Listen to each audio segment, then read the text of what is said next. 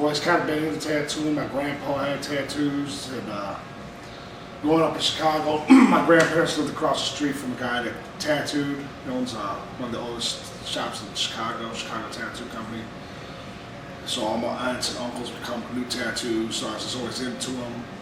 I did little hand poke tattoos on kids when we was in school, like the little gangbangers in school and stuff. And then I was a janitor for a long time, and a buddy of mine had became a tattoo artist, and he said since I should draw better than he can, that he'll teach me how to tattoo so I can quit scrubbing toilets. I've been drawing as long as I can remember. I guess my style would probably be considered kind of like a mix of like a new school and old school style. Kind of like old school is kind of more simplistic designs with like 5 shades of color. I kind of do like the simplistic designs, but I put a lot more color and shading and light source to it as opposed to just like a flat tattoo. In the beginning, yeah, I messed up. As long as it's cool and entertaining and challenging to do, it's all right. You know, some stuff is a little boring or not very challenging. So when it's not very challenging, it could be kind of boring, and it's almost harder when it's not challenging. It's kind of like, it's something that you never stop learning. Like I've been doing it 14 years now, and every day I learn something new.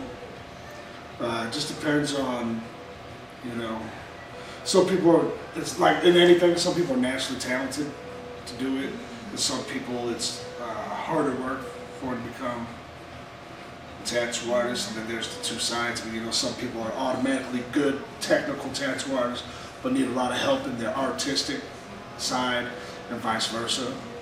For me, in the beginning, I was better at the tattooing, the technical aspect, and it took me a while to get more fine-tuned artistically. I gotta say, one of the silliest ones I did was a couple Valentine's ago. I did Mickey Mouse eating out Minnie Mouse with a little cartoon bubble that said tasty. I mean, if somebody wants to tell me the story of their tattoo, I'll listen, but to me, I'm not going to judge your tattoo. Some people are like that. They're like, you shouldn't get that because of this. I don't really care, I guess. I wasn't born with that moral, I guess. If you want your boyfriend's name on your neck and you got the money, I'm going to charge you to get your boyfriend's name on your neck. I'm going to put your boyfriend's name on your neck. It's not for me to judge you to say that you and your boyfriend ain't going to be together forever.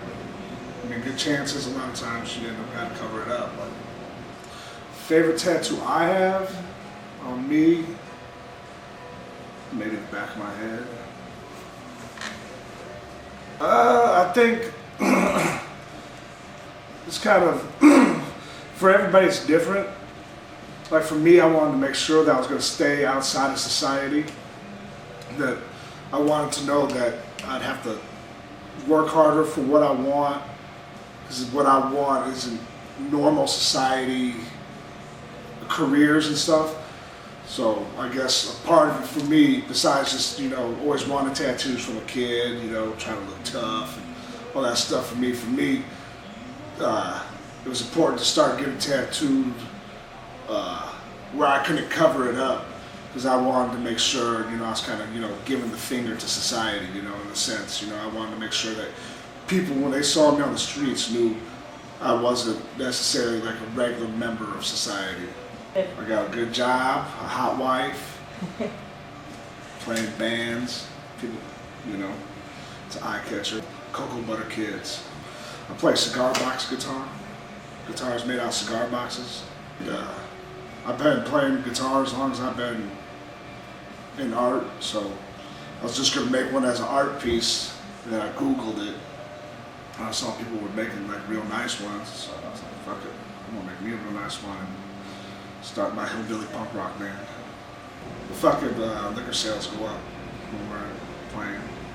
We promote a lot of drinking, drugging, you know, kind of like hot rod culture type stuff.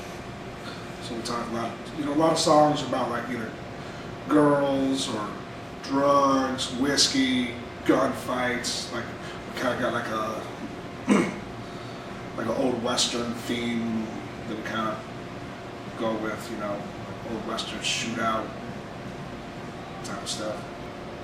Everybody wants to be a rock star, and like in a lot of people's minds, it's the easiest way to become a rock star is become a tattoo artist. People just come in here, spend a lot of money on tattoos, basically.